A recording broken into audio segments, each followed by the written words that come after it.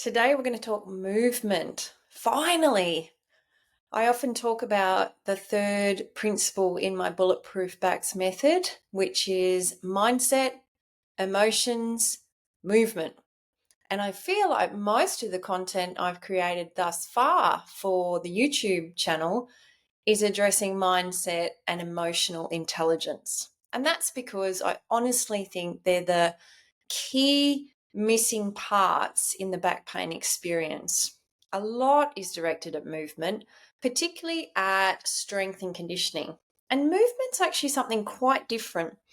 So rather than speak at you, I want to give you a few videos that help you experience what I mean when I talk about movement efficiency, which is not how strong you are. It's not how tight your muscles are or how flexible you are. It's about the way you organize your movement tasks. And as I said, rather than give you a whole heap of intellectual content, which may just go in one ear and out the other, I want you to have an experience in your own body that helps you kind of start to get what I'm talking about. So the first thing we're going to do is stand up, hopefully barefoot, and join me in this little movement experience so that you can kind of appreciate what I'm trying to have you understand about how the way you currently move might be the one thing that's keeping you in a back pain loop. I'll give you an example. Let's feel. In this video, we're going to talk about how a frozen or locked foot that's not moving as it should can create excessive rotation in all the wrong places that, basically mean your back is twisting way more than it needs to. Let's feel it. Apologize in advance for the camera movements up and down, but it is what it is. And I want you to be focusing on my feet, my knees, my hips, and my pelvis. You'll be hearing me, but I want you to be looking and feeling how the lower half of your body's moving. So let's come to our feet. This is a join-in exercise. Often you just have to sit and listen. This time I want you to participate. For those of you who don't know me, I'm Marion. I'm a physiotherapist, postural neurologist, psychedelic assisted therapist, Pilates instructor, many things. But my sincere intent is that we teach you some things on this channel that help you move through stubborn back pain into a wellness space with rapid ease, rapid transformation. Doesn't have to be hard when you know a few extra bits. And one of these is perhaps your missing bit. So let's play. Okay, so come onto your feet and let's look at our feet, or let's feel our feet. Feet are designed to do different motions. Most of us know that a foot can go up and down, dorsiflexion, plantiflexion. Most of us also know that a foot can invert or evert. What most of us don't understand is the motion of a bone called the talus, which is situated right in the middle of our joint. It's about yay big, and when the two bones of the lower limb, the tibia and the fibula, lock over our talus, as our knee moves, it moves the talus. It's kind of like a mechanical locking mechanism. That means when our knee turns in, our foot, our arch, flattens. When our knee turns out, our talus gets turned out, and as it moves out, it lifts our arch. So there is this connection that goes right down the legs between the foot, the knee, the hip, and the hip affects the motion in the pelvis, and your spine sits on top of that pelvis. So it's really important that the pelvis can move freely. And I've got another video talks about the 8 pelvic motions. But those 8 pelvic motions, if they're not free and easy for various reasons below in the legs, can mean your spine is constantly compensating. So let's say my foot, if you look at it, let's zoom in right on my foot. My knee goes in, my arch drops. This space here falls further towards the floor. That's not dysfunctional, that's normal. Then when my knee moves out, I get a lifting or an increase in the space in my foot. We call that supination. This movement we call pronation. And they're both necessary movements in the foot so that as we move about space, our feet are designed to absorb the impact. They're designed to adjust to uneven surfaces, and they are designed to move. They're the bits that should be moving. Now, feet in today's society often aren't moving as they should. There's 33 bones, I think 26 joints in the foot, or maybe it's 26 bones and 33 joints, I can never remember. Either way, I know that's a lot of bones, that's a lot of joints in such a short surface area. That's where the motion's meant to happen. We lose motion in our foot. Maybe if you've sprained an ankle a lot, your foot will fall or prefer to be in a pronated space, usually flatter, because it's safer there than being in an everted position where it's more likely to roll. In childhood, we have so many injuries to our feet usually. Even a cut on the undersurface of your foot can have an impact later on back pain. So let's feel it. Okay, so I am going to pretend my right foot, and I want you to pretend that your right foot is frozen. So it doesn't flatten and it doesn't lift. Okay, that little movement there is non-existent in your foot. It just does not move. For some of you, this will be easy because it won't actually move. But try and pretend that someone is holding your ankle and bracing it so there's no movement in it. What I want you to do then is to stand tall and just very gently, with a very rigid, stiff, frozen right foot, I want you just to turn your body to the right, turn your belly button to the right, and then turn your belly button to the left. But you are not allowed to move your right foot. The space underneath needs to maintain absolute stability. So freeze your feet and start to turn your belly button to the right and to the left. Just have a feel in your body where you are moving from. Where's the feeling of motion? For me, it's in my hip. Because I'm not moving my foot, my right knee's not moving. And so when I turn, my pelvis is having to rotate over my hip bone because there's nothing happening because I've locked off that right foot. If I turn to the right and I want to keep turning, then I start to feel my back twisting. And then I'm back. Now, this time I'm going to let my foot be floppy. I'm going to allow it to move so that when I turn to the right, the first thing I'm going to move is my foot. I'm going to let my knee turn outwards. My arch is going to lift. And on the opposite leg, the opposite's happening. My knee's crossing the midline, my left foot, this foot's flattening.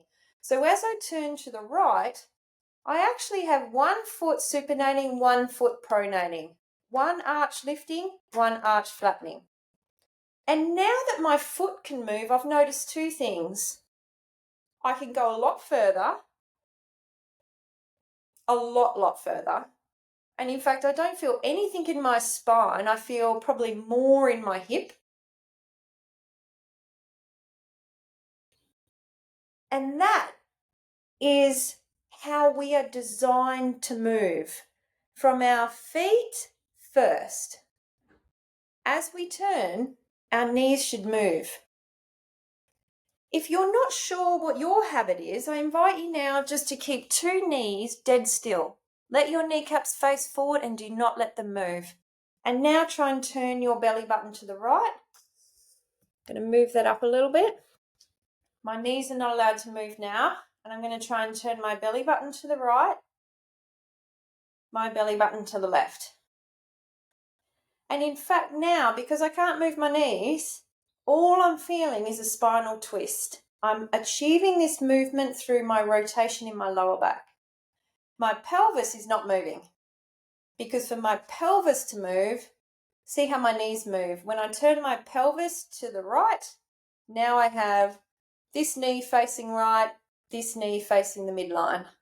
And when I go back this way, I have this knee facing outwards, this knee facing inwards. And when I free my pelvis, then my back, which is sitting on top, does nothing.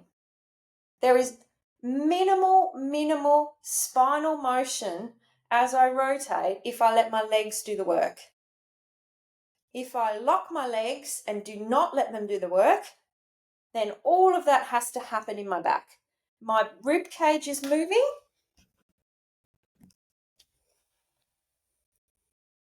but my belly button is not. So as I move now into rotation with a frozen pelvis, my vertebrae are having to really rotate, really twist to allow me the motion. And I feel it. I feel a lot of abdominal work. I feel a lot of spinal twist, which in my back actually feels really nice because my vertebrae can twist and it's nice to feel my muscles working. And that can be a useful strategy. But it is so much nicer on a back to allow it to move from the pelvis, which requires the feet and the knees to contribute to that motion. If you limit one knee, if you limit one foot, you limit a hip, which then limits the ability of the pelvis to rotate.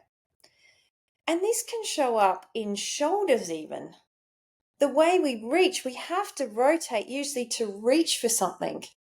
If I'm rotating my whole body, my shoulder has more range. If I keep my pelvis locked and I rotate my rib cage, then my shoulder has pre-limits in place, which means it can be more inclined to impinge. Think about it from the neck perspective. If I don't move my rib cage and I try and turn to look over my right shoulder, all that movement happens in my neck. And if my neck has really good rotation, I can see a long way and there's no pain. If my neck is limited, let's say it's got a bit of arthritis in one of my facet joints, let's say I've got a bit of a disc impingement, and I will have a limit of rotation before I then have to get my rib cage involved to help out. And if I learn to move the two together, I don't ever have to stress that joint. But if I keep this bit locked and I only move my head, I'm perpetually poking an angry part of my spine. And that can perpetually keep me in a pain cycle that I don't need to be in if I simply learn to move from my pelvis and my rib cage, not my neck. I'm sure you've all experienced in the neck on the shoulders. It's a less familiar experience from the feet up to the pelvis. But ideally, this little movement video is to open your mind to the idea that the way I rotate and the way you rotate are uniquely different. No two people rotate the same way. When I watch someone move, I'm assessing where are they moving from.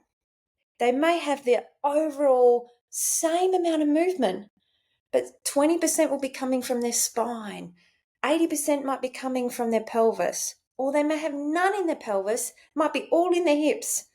We all have different movement habits, different movement synchronies, and to the untrained eye, it all looks the same. But to a trained eye that's looking at joint kinematics, joint motions, you can actually see where they're blocking.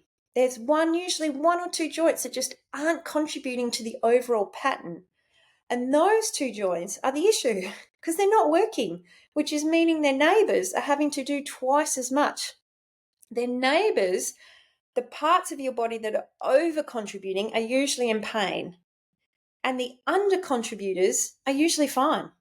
There's no pain there, so nobody looks at them. So they go under the radar. They're the issue. No one's picking up on them because everyone's focused on where the pain is. And that's what I'm talking about when I talk about quality movement. I'm not talking about your six-pack abs. I'm not talking about your glutes. I'm talking about the sequential organization of how you move, is it sequenced right? Is every joint contributing relatively to the overall? If that's the case, your movement will require less muscular effort, less force, less energy sapping. And hence why if you're an athlete, an endurance athlete, movement efficiency is everything. I see a lot of athletes trying to get stronger.